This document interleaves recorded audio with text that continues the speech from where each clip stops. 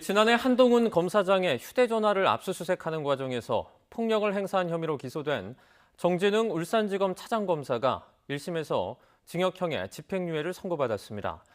재판부는 압수수색 과정에서 물리력을 행사하는 건 엄격하게 제한돼야 한다며 정 차장검사를 질타했는데 정 차장검사는 부당한 판결이라고 반박했습니다. 나혜인 기자입니다. 채널A 사건 압수수색 과정에서 한동훈 검사장과 몸싸움을 벌여 독직 폭행 혐의로 기소된 정진웅 차장검사. 그동안 한 검사장의 증거인멸을 제지하는 과정에서 벌어진 일일 뿐 고의는 없었다며 무죄를 주장해왔습니다. 오늘 선고 앞두고 한 말씀 부탁드릴게요. 하지만 사건 발생 1년여 만에 나온 1심 법원의 판단은 유죄였습니다. 재판부는 정 차장검사가 압수수색 영장을 집행하면서 물리력을 행사해 한 검사장의 휴대전화를 빼앗으려 했던 사실이 명백히 인정된다고 판단했습니다.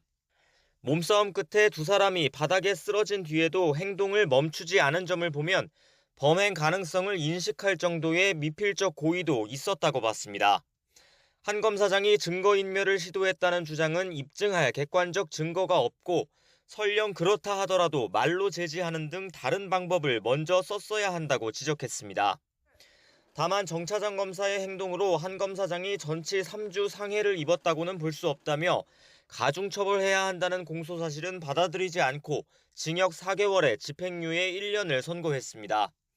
강제수사인 압수수색 과정에서도 피의자 신체를 건드리는 건 엄격하게 제한돼야 한다며 형 집행 뒤 1년 동안 자격정지도 덧붙였습니다.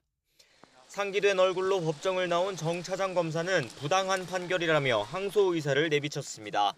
부당한 판결이라고 보시나요? 네, 그렇습니다.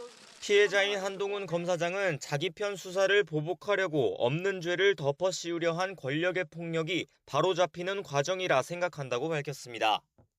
대검찰청은 지난해 11월 정 차장검사가 재판에 넘겨지자 법무부에 직무 정지를 요청했지만 당시 추미애 장관은 기소가 적절했는지부터 살피라며 진상조사를 지시했습니다.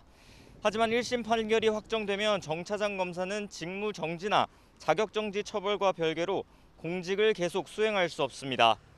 YTN 나힌입니다.